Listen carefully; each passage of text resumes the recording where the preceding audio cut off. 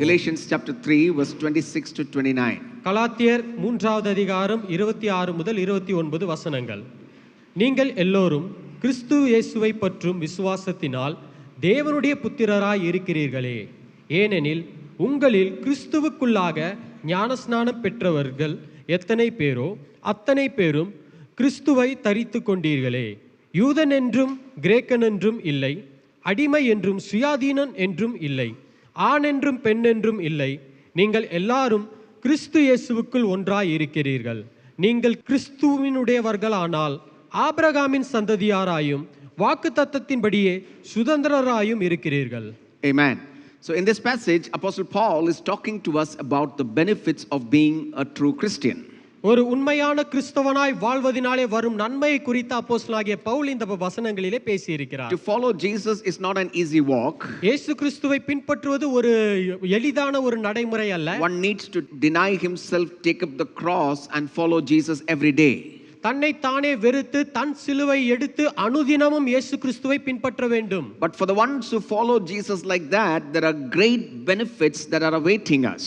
அப்படி பின்பற்றுகிறவர்களுக்கு அவர்களுக்கு சிறந்ததும் பெரியதுமான பலன்கள் இருக்கிறது. No, it is mostly the spiritual benefits that I'm talking about. நான் பேசிக் கொண்டிருப்பது ஆவிக்குரிய ரீதியிலான பலன்களை பற்றி பேசுகிறேன். By the way, how do we become a child of God? நாம் எப்படி தேவனுடைய பிள்ளைகளாகுவது? We become a child of God only by faith in our Lord Jesus Christ. நம்ம ஆண்டவராகிய இயேசு கிறிஸ்துவின் மீது விசுவாசத்தினால் மட்டுமே அவருடைய பிள்ளைகளாக முடியும். When we believe Jesus by faith, we are born again and we become the children of God. விசுவாசத்தினாலே கிறிஸ்துவை நம்பி நாம் ரட்சிக்கப்பட்டு மறுபடியும் பிறந்த ஒரு அனுபவத்தினாலே நாம் தேவனுடைய பிள்ளைகளாய் இருக்கிறோம். In John's Gospel chapter 1 and his verse 12, the Bible says, யோவான் 1வது அதிகாரம் 12ஆம் வசனம் வேதம் இப்படியாய் சொல்லுகிறது, அவருடைய நாமத்தின் மேல் விசுவாசம் உள்ளவர்களாய் அவரை ஏற்றுக்கொண்டவர்கள் எத்தனை பேர்களோ அத்தனை பேர்களும் தேவனுடைய பிள்ளைகளாகும்படி அவர்களுக்கு அதிகாரம் கொடுக்கிறார். Now when you believe Jesus, you become the child of God. நீங்க இயேசு கிறிஸ்துவை விசுவாசிக்கிற வேளையில நீங்க அவருடைய பிள்ளைகளா மாறிவிடுகிறீர்கள். Romans chapter 3 verse 21 says, you are made righteous when you believe. ரோமர் 3வது அதிகாரம் 22ஆம் வசனம் இப்படியாய் சொல்லுகிறது, கிறிஸ்துவை பற்றும் விசுவாசத்தினாலே பலிக்கும் தேவநீதியே விசுவாசிக்கிற எவர்கள் மீதும் அது பலிக்கும். So it is not our culture, it is not our good deeds, it is not our background, our education. Anybody, whether high or low, calls on the name of Jesus and believes in Jesus, you become the son and the daughter of this living God. நம்முடைய பின்னணியோ நம்முடைய கலாச்சாரமோ நம்முடைய படிப்போ நம்முடைய அந்தஸ்தோ அல்லது உயர் ஜாதி தாழ்ந்த ஜாதி என்று சொல்லுகிற நிலையோ எதுவுமே இல்லை. எதுவாக இருந்தாலும் சரி, கர்த்தராகிய தேவனை நீங்க விசுவாசிக்கிற போது அவரை அழைக்கும் போதே நீர் அவருடைய பிள்ளைகளாக மாறிவிடுவீர்கள். All those who are the children of God, can you lift your hands and shout a hallelujah? தேவனுடைய பிள்ளைங்க பலமா கரங்களை உயர்த்தி அல்லேலூயா சொல்லுவோம். Praise the Lord. We believe God and it was counted to us as righteousness. நாம் தேவனை விசுவாசிப்பது நமக்கு நலனாக கருதப்படுகிறது என்று வேதம் சொல்லுகிறது. But the problem with the church at Galatians, the churches over here, was that false teachers have come from Jerusalem and they told you need to believe in Jesus and you need to have Jewish cultural laws for you. ஆனால் இங்க Galatia தேசத்தில் இருந்த சபைகளிலே என்ன பிரச்சனை என்றால், எருசலேமில் வந்த யூத பிரசங்க மார்க்கத்தார்கள் அவர்கள் வந்து நீங்க இயேசு கிறிஸ்துவையும் விசுவாசிக்கணும், அப்படியே யூத கலாச்சாரத்தையும் தவறாம கடைபிடிக்கணும் என்று திணித்து விட்டார்கள். So when you add anything to the pure gospel of faith in Jesus Christ, it becomes a distorted and a wrong gospel. ஆண்டவராகிய இயேசு கிறிஸ்துவின் உண்மையான பரிபூரண சுவிசேஷத்திற்கு கூடவே எதையாவது இணைத்தோம் என்றால் அது மாறுபாடுகிற திசை திருப்புகிற ஒரு காரியமாய் மாறுகிறது. Galatians chapter 1 verse 6, Paul says, கலாத்தியர் 1வது அதிகாரம் 6வது வசனத்திலே பவுல் சொல்லுகிறார், உங்களை கிறிஸ்துவின் கிருபையினாலே அழைத்தவரை நீங்கள் இவ்வளவு சீக்கிரமாய் விட்டு வேறொரு சுவிசேஷத்திற்கு திரும்புகிறதை பற்றி நான் ஆச்சரியப்படுகிறேன். So they were going into a different gospel and Paul is telling such people who bring a diluted gospel are cursed. இவர்கள் வேறு விதமான சுவிசேஷத்திற்கு செவி கொடுத்து சென்று விட்டார்கள். அப்பேற்பட்ட மிருதுவான கலப்படமுள்ள சுவிசேஷத்தை கொண்டு வருகிறவன் சபிக்கப்பட்டவன் என்று வேதம் சொல்லுகிறது. In chapter 3 and his verse 1, Paul says, if when you turn to a different gospel, people are deceiving you, bewitching you. 3வது அதிகாரம் 1வது வசனத்திலே பவுல் சொல்லுகிறார், நீங்கள் புத்தி இல்லாத கலாத்தியரே, நீங்கள் சத்தியத்திற்கு கீழ்ப்படியாமற் போகத்தக்கதாக உங்களை மயக்கினவன் யார்? Amen. It is bewitching you, and because they were foolish of not understanding that faith in Jesus Christ is only needed to be a child of God. இது உங்களை வேறு விதமாக வழி திருப்புகிறது. அதனால தான் இயேசு கிறிஸ்துவினுடைய அந்த சுவிசேஷத்தின் அர்த்தத்தை விளங்கிக் கொள்ளாத அளவுக்கு புத்தியற்றவர்களாக மாறிவிட்டீர்கள். Now the believers have a common doubt. Why is the law of Moses? Why is the Old Testament there for us? இப்பொழுது விசுவாசிகளுக்கும் பொதுவாக இருக்கிற ஒரு சந்தேகம், அப்படி என்றால் ஏன் மோசேயினுடைய நியாயப்பிரமாணங்கள் Our கொடுக்கப்பட்டிருக்கிறது? salvation comes through Jesus Christ. நம்முடைய ரட்சிப்பு இயேசு கிறிஸ்துவின் மூலமாக தான் வந்தது. But we have the Old Testament. We need to study the Old Testament. And the Old Testament, God has preserved a nation from Abraham. And through that nation, to that holy generation, God has brought forth his Messiah, Jesus Christ. பழைய ஏற்பாட்டிலே கொடுக்கப்பட்டிருக்கிறபடி ஆண்டவர் ஆபிரகாமை ஆசீர்வதித்து சந்ததியை பெருக செய்து அவன் வழியாய் வந்த சந்ததி இஸ்ரவேல் என்கிற ஒரு பெரிய தேசமாய், ஒரு பெரிய ஜனக்கூட்டமாய் வந்தது. அந்த ஜனக்கூட்டம் தேவனுக்காக பரிசுத்தமாய் ஆசரிக்கிற ஒரு கூட்டமாகவும் தெரிந்து So we need கொள்ளப்பட்டது. to preach on the Old Testament. We need to study on the Old Testament. ஆகவே அந்த பழைய ஏற்பாட்டிலும் நாம் அதை வாசித்து தியானித்து அபியாசிக்க But வேண்டும். our faith is not in the Old Testament. Our faith is in Christ, and believing in Christ, we have eternal life. ஆனால் நம்முடைய விசுவாசமோ பழைய ஏற்பாட்டில் அல்ல, நமக்கு மரித்து உயிர் தெழுந்து நித்திய ஜீவனை தந்த இயேசு கிறிஸ்துவின் மீது இருக்க You வேண்டும். understand what I'm telling you? நான் சொல்லுகிறது புரிகிறதா? Amen. So the Paul here clearly says in verse 19, what is the purpose of the law? What is the purpose of the laws of Moses? இங்கே 19ஆம் வசனத்திலே மோசேயினுடைய நியாயப்பிரமாணத்தின் நோக்கம் என்ன என்று அவர் குறிப்பிடுகிறார். Read verse 19. 19ஆம் வசனம் சொல்லுகிறது, அப்படியானால் நியாயப்பிரமாணத்தின் நோக்கம் என்ன? வாக்குத்தத்தத்தை பெற்ற சந்ததி வருமளவும் அது அக்கிரமங்களின் நிமித்தமாக கூட்டப்பட்டு. Amen. So the law was given until the promised seed, the Messiah, Jesus Christ came. மேசியாவாகிய இயேசு கிறிஸ்து வாக்குத்தத்தம் பண்ணப்பட்ட வித்தாகிய இயேசு கிறிஸ்து வருமளவும் இந்த நியாயப்பிரமாணம் கொடுக்கப்பட்டிருந்தது. And it was given to because of the increase of transgressions. அக்கிரமங்களின் மிகுதியினாலே அது கொடுக்கப்பட்டது என்று When God சொல்லப்பட்டிருக்கிறது. gave the law in the Old Testament, God gave a clear boundary on what is wrong and right and what is sin. பழைய ஏற்பாட்டிலே தேவனாகிய கர்த்தர் அவர் நியாயப்பிரமாணத்திற்கு கொடுக்கும் பொழுது மிக தெளிவாக எது பாவம், எது நல்லது, எது தீமை, எது சரி எடுத்துக்கொள்ள வேண்டியது என்று தெளிவாக And குறிப்பிடப்பட்டிருந்தது. law was until Christ came. இது எப்பொழுது என்றால் ஆண்டவராகிய இயேசு கிறிஸ்து வருமளவும். And law has got limitations.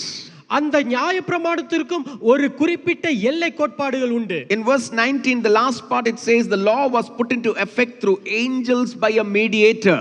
19ஆம் வசனத்திலே கடைசி பகுதி சொல்லுகிறது, தேவதூதரை கொண்டு மத்தியஸ்தன் கையிலே கட்டளையிடப்பட்டது. So that means law was given through a mediator. One mediator is the angel and the next mediator is Moses. அப்படி என்றால் மத்தியஸ்தர்களிடத்திலே இந்த நியாயப்பிரமாணம் கொடுக்கப்பட்டிருந்தது. யார் என்றால் ஒன்று தேவதூதர், இரண்டாவது மோசே. And it was through Moses the law was given to the children of Israel. இஸ்ரவேல் ஜனங்களுக்கு மோசேயின் மூலமாக அந்த நியாயப்பிரமாணம் கொடுக்கப்பட்டது. Now we don't have to go through Moses. இப்பொழுது மோசேயின் மூலமாய் நாம் போக வேண்டியதில்லை. Jesus is the Son of God, and if we believe in him, we have direct access to God. இயேசு கிறிஸ்து தேவனுடைய குமாரன். அவரை விசுவாசிக்கும் பொழுது தேவனை அணுகுகிறதற்கு நேரான வழி இருக்கிறது. So you understand why the law was given. The law was given until Christ came. ஏன் நியாயப்பிரமாணம் கொடுக்கப்பட்டது என்று அறிந்து கொண்டீர்களா? கிறிஸ்து வரும் அளவும் அது கொடுக்கப்பட்டது. The law was given through a mediator, and we don't need any more mediators in the New Testament. பழைய ஏற்பாட்டிலே மத்தியஸ்தர் மூலமாக கொடுக்கப்பட்டது. நமக்கு இனி எந்த மத்தியஸ்தரும் தேவையில்லை. In verse 23, Paul says, 23வது வசனத்திலே பவுல் சொல்லுகிறார், ஆதலால் விசுவாசம் வருகிறதற்கு முன்னே வெளிப்பட போகிற விசுவாசத்திற்கு ஏதுவாக நாம் அடைக்கப்பட்டவர்களாய் நியாயப்பிரமாணத்தின் கீழ் காவல் பண்ணப்பட்டிருந்தோம். Amen. Before faith came, what is faith? Faith is Christ Jesus. விசுவாசம் வரும் முன்னே விசுவாசம் என்ன என்ற இயேசு கிறிஸ்து. The law held the people as prisoners. இந்த நியாயப்பிரமாணமானது ஜனங்களை சிறைச்சாலை கைதிகளை போல That means அடைக்கப்பட்டிருந்தது. you had do's and don'ts, and you do this, you will be blessed. You do this, you will be cursed. Like that, God kept them preserved under the law. எப்படி என்றால் நியாயப்பிரமாணமானது இதை நீ செய்தால்தான் ஆசீர்வாதம், இதை நீ செய்தால் என்றால் உனக்கு சாபம் என்று அந்த நியாயப்பிரமாணத்திற்குள்ளாக காத்து கொண்டு வந்தார். And the wages of sin, if you do that, it is death. And instead of them dying, the death was passed on to an animal. இப்போ பாவத்தின் சம்பளம் மரணம் என்று சொல்லப்பட்டிருக்கிறது. அந்த மரணத்திலிருந்து மீட்கப்பட வேண்டும் என்றால் அது மிருக ஜீவ பலியை செலுத்துவதன் So the மூலமாய். children of Israel were prisoners under this law. இப்பொழுது இஸ்ரவேல் ஜனங்கள் எல்லாருமே இந்த நியாயப்பிரமாணத்திற்கு அவர்கள் அடிமைப்பட்டவர்களாக The இருந்தார்கள். second word Paul uses is that the law was a guardian. அடுத்ததாக இரண்டாவது வார்த்தை பவுல் என்ன சொல்லுகிறார் என்றால் நியாயப்பிரமாணமானது நமக்கு பாதுகாவலர். For example, in Roman times, there used to be people who used to be in charge of big masters' children to discipline them, to disciple them, to teach them until they become adults. உதாரணமாக ரோமர்கள் அவர்கள் ஆட்சி செய்து கொண்டிருக்கிற வேளையிலே அவர்கள் தங்களுடைய குடும்பத்திலே பராமரிப்பதற்காக ஒருவரை அவர்கள் நியமித்து விடுவார்கள். அவர்களை சரியாக ஒழுக்கமாக நடத்த எல்லாவற்றிலுமே சிறப்பாக பராமரிக்க அவர்கள் ஆள் அமர்த்துவதுண்டு. And Paul says the law was a guardian like that.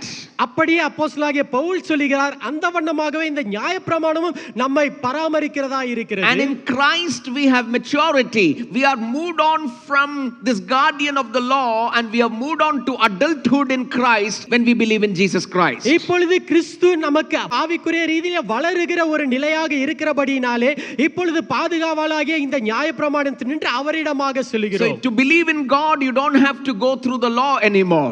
ஆண்டவராகிய இயேசு கிறிஸ்துவை விசுவாசிப்பதற்கு இனி நியாயப்பிரமாணத்தின் வழிதான் செல்ல வேண்டும் You என்று have அல்ல. direct access to God through Jesus Christ. இயேசு கிறிஸ்துவின் மூலமாய் பிதாவாகிய தேவனை நேரடியாக அணுகுமுறை உங்களுக்கு உண்டு. Come and read verse 26.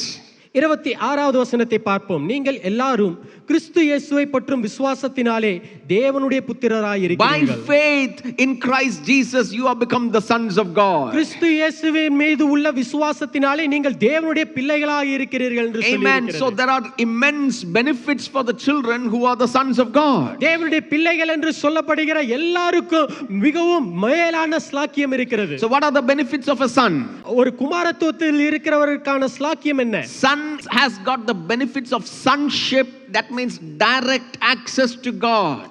குமாரன் மகன் என்று சொல்லும் பொழுது, மகள் என்று சொல்லும் பொழுது பிள்ளைகளாய் இருக்கிறபடினாலே தகப்பனிடத்திலே அப்பாவினிடத்திலே நேரடியாக அணுக முடியும். My son has the authority in my house. என்னுடைய மகளுக்கு என்னுடைய வீட்டிலே அதிகாரம் உண்டு. He has the confidence to come to me anytime. என்னிடத்திலே எந்நேரமும் அணுகுவதற்கு அதனால் திட நம்பிக்கை இருக்கு. Likewise in Christ you have authority as the sons of God and confidence to God, and anytime you don't need a mediator. ஆகவே அப்படி அந்த வண்ணமாகவே கிறிஸ்து இயேசுவின் மூலமாக பிதாவாகிய தேவனிடத்திலே அப்பா பிதாவே என்று நீங்கள் நேரடியாக அணுகலாம். உங்களுக்கு மத்தியஸ்தராக யாரும் இருக்க வேண்டிய அவசியமில்லை. Hallelujah. Galatians chapter 4 verse 6 Paul says, கலாத்தியர் 4ஆம் அதிகாரம் 6வது வசனத்திலே பவுல் சொல்கிறார், மேலும் நீங்கள் புத்திரராய் இருக்கிறபடியால் அப்பா பிதாவே என்று கூப்பிடத்தக்கதாக தேவன் தமது குமாரனுடைய ஆவியை உங்கள் இருதயங்களிலே அனுப்பினார். you can call God your Abba Father. நீங்கள் பிதாவாகிய தேவனை அப்பா பிதாவே என்று In அழைக்கலாம். the Old Testament they could not call God their father. பழைய ஏற்பாட்டிலே அவருடைய தேவனாகிய கர்த்தரை அப்பா பிதாவே என்று அழைக்கிற ஸ்லாக்கியம் யாருக்குமே இல்ல. But today we can call our God our Father. ஆனால் இன்று நம் பிதாவாகிய தேவனை அப்பா பிதாவே என்று We have உரிமையோடு அழைக்கலாம். authority as sons. நம்ம பிள்ளைகளாக இருக்கிற ஒரு We have அதிகாரம் access to இருக்கிறது. God. தேவனிடத்திலே அணுகுவதற்கு அணுகுமுறை We have இருக்கிறது. confidence as sons.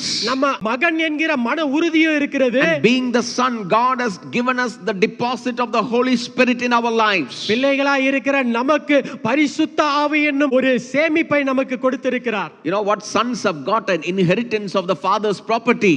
உங்களுக்கு தெரியுமா பிதாவுடைய ஆஸ்தியிலே பிள்ளைகளுக்கும் அது சம உரிமை உண்டு And the Bible says we are joint heirs with Christ, and we have an inheritance, eternal inheritance in the presence of God. நாம் கிறிஸ்துவோடு இணைக்கப்பட்டு பிணைக்கப்பட்டு இருக்கிறபடியினாலே பிதாவாகிய தேவனிடத்திலே நித்திய சுதந்திரத்தை பெற்றுக் கொண்டிருக்கிறோம். Hallelujah. Hallelujah. Galatians chapter 3 verse 29. கலாத்தியர் 3வது அதிகாரம் 29ஆம் வசனம் சொல்லுகிறது, நீங்கள் கிறிஸ்துவின் உடையவர்களானால் ஆபிரகாமின் சந்ததியாராயும் வாக்குத்தத்தத்தின்படியே சுதந்திரராயும் இருக்கிறீர்கள். Hallelujah. What a privilege that we have. எப்பேற்பட்ட ஸ்லாக்கியம் நமக்கு இருக்கு. In this world you are not alone. இந்த உலகத்துல நீங்க தனித்து விடப்பட்ட நபர் When அல்ல. you go through pressing needs of your life, you have direct access to God the Father. உங்க வாழ்க்கையில ஒடுக்கப்படுகிற ஒரு சம்பவ நிலை இருக்கும் பொழுது பிதாவாகிய தேவனிடத்துல நேரடியா நீங்க அணுகலாம். When you are going through a difficult time, you may call somebody and they may be busy. நீங்க ஒருவேளை கடினமான நேரத்துல இன்னார கூப்பிடலாம் என்று அழைக்கும் பொழுது அவர் ரொம்ப பிஸியா இருக்கலாம். But you can always call heaven.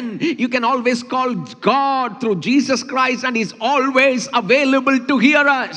ஆகவே 24 மணி நேரமும் வாரத்துல 7 நாளும் எப்பவுமே அவரை எந்நேரமும் அணுகக்கூடிய பாக்கியத்தை நாம் பெற்றிருக்கிறோம். Hallelujah. That's the privilege that we have through Jesus Christ. அதுதான் இயேசு கிறிஸ்துவின் மூலமாய் நாம் பெற்றுக்கொண்ட ஸ்லாக்கியம். And second privilege, because of being a son of God, we have been clothed with Christ. நாம் தேவனுடைய பிள்ளைகள் என்று குறிப்பிடப்பட்டிருக்கிறபடியினாலே அவராலே நாம் உடுத்தப்பட்டிருக்கிறோம். Galatians chapter 3 verse 26 and 27. கலாத்தியர் 3வது அதிகாரம் 26 27 வசனம் சொல்லி இருக்கிறது, நீங்கள் எல்லாரும் கிறிஸ்து இயேசுவை பற்றும் விசுவாசத்தினாலே தேவனுடைய புத்திரராய் இருக்கிறீர்களே, ஏனெனில் உங்களில் கிறிஸ்துவுக்குள்ளாக ஞானஸ்நானம் பெற்றவர்கள் எத்தனை பேரோ அத்தனை பேரும் கிறிஸ்துவை தரித்துக் கொண்டிருக்கிறீர்கள். We have put on Christ. கிறிஸ்துவை தரித்துக் கொண்டிருக்கிறோம். His righteousness becomes our righteousness. அவருடைய நீதி நம்முடைய நீதி. When people look at us, they see the quality of Christ in us. ஜனங்கள் நம்மை பார்க்கும்போது கிறிஸ்துவின் குணங்களை பார்க்கிறார்கள். Hallelujah. In the Roman custom, ரோமர்களுடைய முறைப்படி when the child becomes an adult, ஒரு சிறு பிள்ளை இளம் வாலிப அல்ல வாலிப பருவமாகும்போது an adulthood robe is given by the father. அந்த வாலிபனுக்கான அந்த வஸ்திரம் அவருடைய தகப்பனாலே கொடுக்கப்படும். And when that robe is seen, everybody recognizes that he is the son of so and so father, and here is the robe of adulthood. அந்த ஒரு வகையான அந்த வஸ்திரத்தை உடுத்தி வருகிறவரை பார்க்கும் பொழுது, ஓ இவர் வாலிபராகி விட்டார், அங்கீகரிக்கப்பட்டு விட்டார். No more under the guardian who is to discipline. அவரை இதுவரைக்கும் ஒழுக்கத்துல நடத்தி கொண்டு வந்த அந்த பராமரிப்பாளரிடத்துல இனி இருக்க வேண்டாம். Likewise, when we are in Christ, அப்படியே கிறிஸ்துவுக்குள் நாமும் இருக்கும் பொழுது, we have been clothed, we have been garmented with Christ. நாம் கிறிஸ்துவினாலே தரிக்கப்பட்டிருக்கிறோம், அடையாளமாய் The வைக்கப்பட்டிருக்கிறோம். world should recognize Christ in us. உலகம் கிறிஸ்து நம்மில் இருப்பதை அறிந்து கொள்ள வேண்டும். Our life has to portray the righteousness of Christ in us. நம்முடைய வாழ்க்கை, நம்முடைய ஜீவியம் தேவனுடைய நீதியை வெளிப்படுத்துகிறதா இருக்க So we are வேண்டும். the sons of God, we are clothed with Christ. நாம் தேவனுடைய பிள்ளைகளாய் இருக்கிறபடியினாலே கிறிஸ்துவை தரித்துக் In கொண்டிருக்கிறோம். other words, we are united with Christ. இன்னொரு வகை வார்த்தையில சொல்ல வேண்டும் என்றால் கிறிஸ்துவோடு We have been இணைக்கப்பட்டிருக்கிறோம். set free from the sin. பாவத்திலிருந்து நாம் மீட்கப்பட்டிருக்கிறோம். Now we can live a new life. இப்பொழுது ஒரு புது வாழ்வு. Hallelujah. Hallelujah. Can somebody shout an amen? ஆமென் சொல்லுவோமா? So with son comes sonship and authority.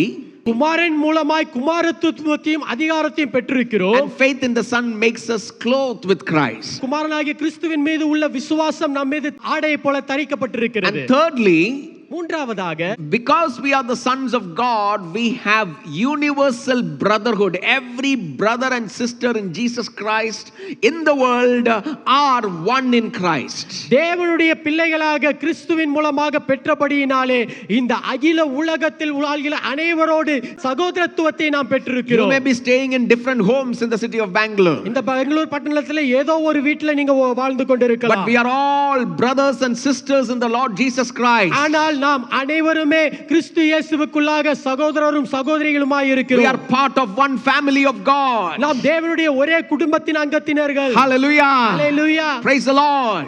Amen.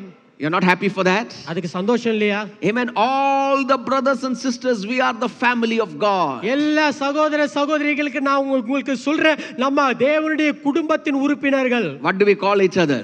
நம்ம ஒருத்தர் எப்படி கூப்பிடுவோம்? Brother, sister. சகோதரனே, சகோதரியே.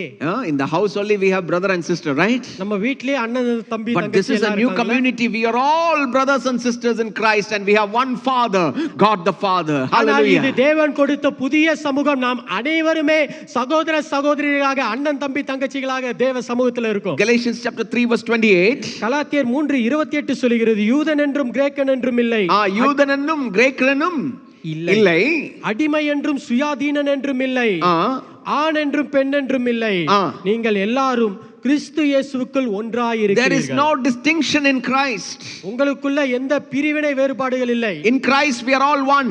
கிறிஸ்துவுக்குள்ளாக நாம் எல்லாரும் ஒன்றாயிருக்கிறோம். Yes, we have national boundaries. கண்டிப்பாக இந்த தேசிய அடையாளங்கள் நமக்கு இருக்கு. We have state boundaries நமக்கு மாநில அடையாளங்கள் இருக்கு. that needs to be maintained அது நிச்சயமாக நம்ம for கடைபிடிக்கணும். this world. இந்த உலகத்துல வாழும்போது There are male and female. அங்க ஆண் பெண்ணுன்னு இருக்கிறாங்க. There is a role of the husband and there is a role of the wife. கணவனுக்கு ஒரு பொறுப்பு இருக்கு, மனைவிக்கு ஒரு பொறுப்பு இருக்கு. There is a master and there is a worker for him. அங்க மேலதிகாரி இருப்பாங்க, தாளாளர் Bible is not talking against the roles of these people. இந்த வேதம் அவர்களுடைய வேலை காரியங்கள் அவருடைய பதவி பொறுப்பை பற்றி But when பேசவில்லை. you come to Christ, கிறிஸ்துவுக்கு முன்பாக வரும்போது master, servant and husband and wife, we are all one family in Christ Jesus. எஜமான், வேலையாள், குடும்ப தலைவர், குடும்ப அங்கத்தினர் எல்லாருமே ஆனாலும் கர்த்தருக்குள் In ஒன்றாயிருக்கிறோம். Christ the national state distinctions are taken off. அந்த தேவனுக்கு முன்பாக தேசிய வேற்றுமை கோட்பாடுகள், மாநில வேற்றுமை கோட்பாடுகள் ஒன்றுமே இல்லை. Indian believers, American believers, Nigerian believers, Sri Lankan believers, we are all one family of God. இந்திய விசுவாசி ஆனாலும், அமெரிக்கா விசுவாசி ஆனாலும், ஆப்பிரிக்கா விசுவாசி ஆனாலும் எல்லாரும் கிறிஸ்துவுக்குள் ஒன்றாயிருக்கிறோம். Hallelujah. Hallelujah. Yes, in this nationality we need that divisions. இந்த உலகத்துல தேசிய ரீதியிலே அப்பேற்பட்ட பிரிவினைகள், அந்த But முறைகளை in கடைபிடிக்கிறோம். Christ there is no division. ஆனா கிறிஸ்துவுக்கு முன்பாக அவருக்குள்ளாக எந்த வேறுபாடுகளும் இல்லை. Social distinctions vanish in Christ. கிறிஸ்துவுக்கு முன்பாக இந்த சமூக ரீதியிலான பிரிவினைகள் மாயமாய் விட்டது, மறைந்து போனது. Masters become brother to their slaves. எஜமான்கள் அவர்கள் கீழே அடிமைகளைப் போல வேலை செய்கிறவர்களானாலும் அவர்களோடு சகோதரர்களாக மாறி There is no caste system in the community of Christ. கிறிஸ்து என்கிற அந்த சமுதாயத்திலே ஜாதிக்கு இடமே இல்லை. There is no language barriers in the community of Christ. கிறிஸ்துவின் சமுதாயத்திலே மொழி இன வேறுபாடுகளுக்கு இடமே இல்லை. In the church of God, in the community of God, there is no high class and there is no low class. தேவ சமூகத்திலே, தேவனுடைய சபையிலே, தேவ சமுதாயத்திலே உயர் ஜாதி தாழ்ந்த ஜாதிக்கு இடமே இல்லை. Sadly, that has crept into the church, and I want to urge you, my dear brothers and sisters, we are all one in Jesus Christ. ஆனா துக்க ரீதியாக அந்த ஜாதிக்கான பிரிவினைகளும் சபைக்குள்ளாக வந்துவிட்டு இருக்கிறது. நான் வலியுறுத்தி நான் உங்களிடத்திலே பணிவன்போடு சொல்லிக் கொள்வது, கிறிஸ்துவுக்குள்ளாக நாம் ஒன்றாய் ஒருவராக இருக்கிறோம். All human beings are made of the same substance, out of the ground, the mud of the ground. எல்லா விதமான மனுபுத்திரரும் இந்த பூமியின் மண்ணினாலே தேவனாலே உருவாக்கப்பட்டவர்கள். All human beings are made of the image of God. எல்லா மனுபுத்திரரும், எல்லா மனுஷர்களும் தேவனுடைய சாயலாகவே உருவாக்கப்பட்டவர்கள். All human beings are tainted by the sin that came in the Garden of Eden. Eden தோட்டத்திலே வந்து அவர்களை ஆக்கிரமித்துக் கொண்ட அந்த பாவத்தினாலே மூழ்கப்பட்டவர்கள் தான் இந்த எல்லா And மனுபுத்திரரும். all human beings can be redeemed by believing in the Lord Jesus Christ, and thereby we become the members of one family of God. எல்லா மனுபுத்திரரும் ஆண்டவராகிய இயேசு கிறிஸ்துவை விசுவாசிப்பதன் மூலமாய் அந்த பாவ அடிமைத்தனத்திலிருந்து விடுதலையாகி கிறிஸ்துவுக்குள் ஒன்றாய் ஜீவிக்க முடியும். There is no racism in the church of God. சபையிலே எந்தவித மத இன வேறுபாடுகள் இல்லை. White and black distinctions should not be a part of the church. வெள்ளையன் கருப்பன் என்கிற வித்தியாசமே சபையிலே எந்த பாகுபாடு பிரிவினைக்கும் இடமில்லை. There should not be any hostility to any people groups within the community of God. தேவனுடைய சமுதாயத்துக்கு முன்பு ஒரு இன மக்களுக்கு மட்டும் பட்சபாதம் காட்டுவதற்கு தேவ சமூகத்தில் இடமே இல்லை. This is a part of the world but not part of the church. இது உலகத்திலே இருக்கக்கூடிய காரியமாய் இருக்கலாம், சபையிலே இருக்க வேண்டியதல்ல. Amen. Amen. Praise the Lord. See what a unity, what a diversity that the Bible brings into this world, mixed with fight against communities. எப்படி பாருங்க, எப்படிப்பட்ட வேற்றுமையும் சமுதாயத்தில் காணப்படுகிற கருத்து வேறுபாடுகள் எல்லாவற்றையும் மாற்றி கர்த்தருக்குள்ளாக எல்லாருமே ஒரு மனமாய் அவரை உயர்த்த வேண்டும், அவர் நாமத்தை மகிமைப்படுத்த தேவன் கூறியிருக்கிறார். There is no distinction of male and female in Christ Jesus. கிறிஸ்துவுக்கு முன்பாக ஆண் என்றும் பெண் என்றும் வித்தியாச கருத்து வேறுபாடுகள் வேறுபாடுகளே கிடையாது. The world is fighting for women rights. இந்த உலகம் பெண்களுக்கான அந்த உரிமைக்காக அவர்கள் Some are போராடுகிறார்கள். fighting for men's rights. சிலர் ஆண்களுக்கான உரிமை வேண்டும் என்று But in போராடுகிறார்கள். Christ, men and women are equal in the sight of God. ஆனால் தேவனுடைய பார்வைக்கு முன்பாக ஆணும் பெண்ணும் சரி சமமானவர்கள். Hallelujah. Hallelujah. You know what is the privilege of being in Christ? கிறிஸ்துவுக்குள்ளாய் இருப்பதினாலே ஸ்லாக்கியம் என்ன என்று All தெரியுமா? these distinctions are over. எல்லா விதமான இந்த பிரிவினைகளுக்கெல்லாம் முற்றுப்புள்ளி வச்சார். Roles and functions are there. அங்க ஒவ்வொருவருக்கும் செயல்பாடுகளுக்கான கொடுக்கப்பட்ட We are பொறுப்புகள் all இருக்கும். one in Christ. ஆனா எல்லாருமே கிறிஸ்துவுக்குள் ஒன்றாக There is இருக்கிறோம். no language pride. எங்க எந்த ஒரு மொழி ரீதியிலான பெருமைக்கு There is இடம் no caste pride. ஜாதி ரீதியிலான பெருமைக்கு இடம் When இல்லை. you're looking for a marriage, all this will not come into consideration if you are in Christ. கிறிஸ்துவுக்குள்ளாய் இருக்கும் பொழுது திருமணம் காரியமானாலும் இப்பேற்பட்ட காரியங்கள் உங்களுக்கு பொருட்டா தெரியாது. And that's the change that has to come into the church. அப்பேற்பட்ட மாற்றம் தான் சபைக்குள்ளாக அங்க To வர வேண்டும். accept everybody who is washed by the blood of Jesus Christ as your brother and sister. ஆண்டவராகிய இயேசு கிறிஸ்துவின் இரத்தத்தாலே கழுவப்பட்ட அத்தனை பேரும் உங்கள் சகோதர சகோதரியாக ஏற்றுக்கொள்ள வேண்டும் என்று. Amen. Amen. We are living in a postmodern, urbanized and industrialized world. இப்பொழுது நாம் வாழ்ந்து கொண்டு இருக்கிறது இயந்திர ரீதியினால சமூக வளர்ச்சி என்று சொல்லப்படுகிற அந்த ரீதியிலான கலாச்சார மாற்றம் என்ற ரீதியிலான But what we see outside is that jobs and lands and property is given based on caste. நாம் வெளியே பார்த்து கொண்டிருக்கிற வேலையானாலும் அவர்களுக்கு கொடுக்கப்பட்ட அந்தஸ்தானாலும் ஆஸ்தியானாலும் எல்லாம் ஜாதியின் அடிப்படையில் We கொடுக்கப்பட்டிருக்கிறது. should overcome that.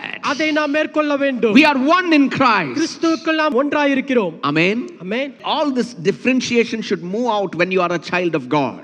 இப்பேற்பட்ட எல்லா பிரிவினைகள் வேறுபாடுகளும் கர்த்தருக்கு முன்பாக நீக்கப்படணும். Hallelujah. Hallelujah. And then the final one of the another benefits of being in Christ கிறிஸ்துவுக்குள்ளாய் இருப்பதினாலே வரும் நன்மை இன்னொன்று சொல்லுகிறேன். is the joy in earthly life.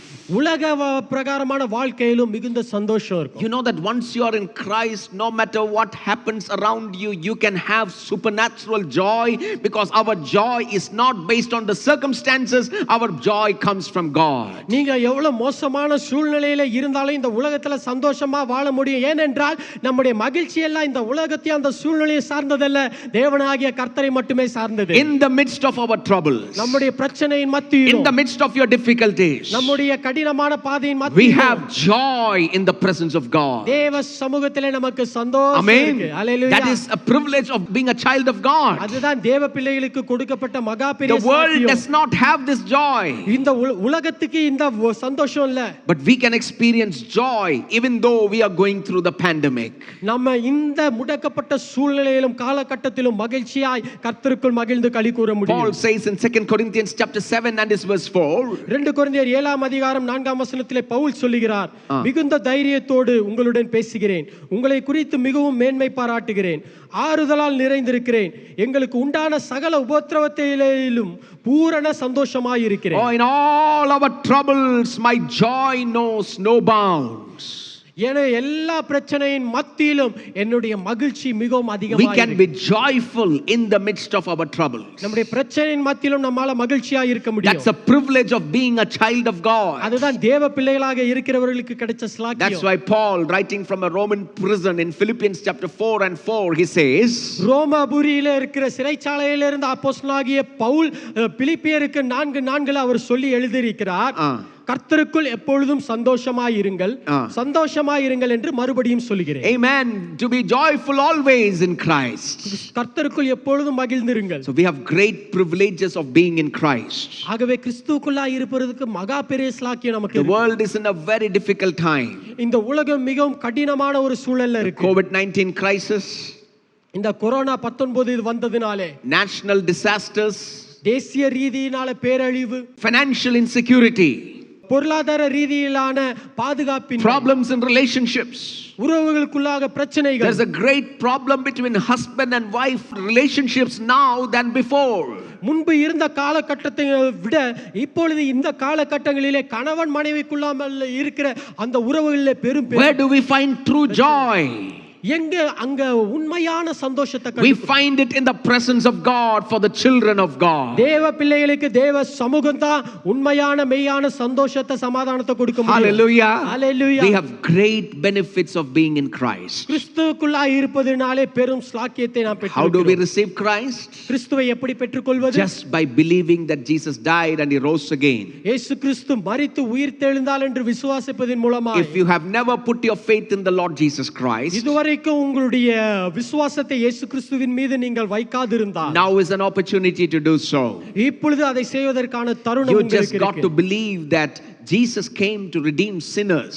இயேசு கிறிஸ்து பாவிகளை ரட்சிக்க வந்தார் என்று He நீங்கள் died for விசுவாசிக்கிறீர்கள். my sin on the cross of Calvary. என்னுடைய பாவத்துக்காக கல்வாரி சிலுவையிலே அவர் He மரித்தார் rose என்று again on the விசுவாசிக்கிறோம். third day. மூன்றாம் நாளிலே அவர் He went உயிர்த்தெழுந்தார். to God the Father.